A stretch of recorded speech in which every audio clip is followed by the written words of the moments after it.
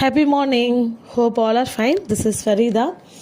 நம்ம நம்மளுடைய பிள்ளைங்களை நிறைய பிளேசஸ்க்கு கூட்டிகிட்டு போகணும் அப்படின்னு நினைப்போம். இந்த மாதிரி விஷயங்கள்லாம் நம்ம எக்ஸ்ப்ளோர் பண்ணணும், பிள்ளைங்களுக்கு இந்த இடம்லாம் கண்டிப்பாக பார்க்கக்கூடிய விஷயங்கள் அப்படின்னு சொல்லிட்டு நம்ம பார்க்கு, பீச்சு, பெரிய ஹிஸ்டாரிக்கல் பிளேசஸ் இந்த மாதிரிலாம் கூட்டிகிட்டு போவோம்.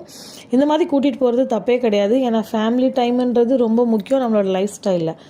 அட் த சேம் டைம் பிள்ளைங்களை ஒரு இறந்த வீட்டுக்கு கூட்டு போகிறதும் ஒரு பெரிய ஒரு லேர்னிங்ஸை அவங்களுக்கு கண்டிப்பாக கொடுக்கும்.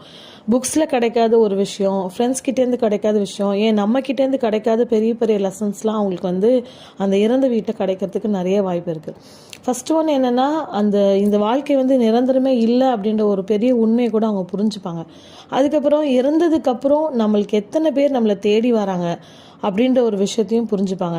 நேர்மையாக நம்ம இருக்கிறதுனால நம்மளுக்கு கிடைக்கக்கூடிய ப்ரைஸ் என்ன அப்படின்றதையும் அவங்க புரிஞ்சுப்பாங்க. அட் த சேம் டைம் சந்தோஷத்தில் மட்டும் இல்லாமல் துக்கத்துலேயும் நம்ம ஒரு ஆள் கூட போய் சப்போர்ட்டிவாக நின்னா அது எவ்வளோ பெரிய சப்போர்ட்டாக அவங்களுக்கு இருக்கும் அப்படின்ற ஒரு பெரிய விஷயத்தையும் அவங்க புரிஞ்சுப்பாங்க. ஸோ எப்போல்லாம் வாய்ப்பு இருக்கோ அந்த டைம்லலாம் உங்கள் பிள்ளைங்களையும் இறந்த வீட்டுக்கு கூட்டிகிட்டு போங்க. That's 1 minute. See you tomorrow.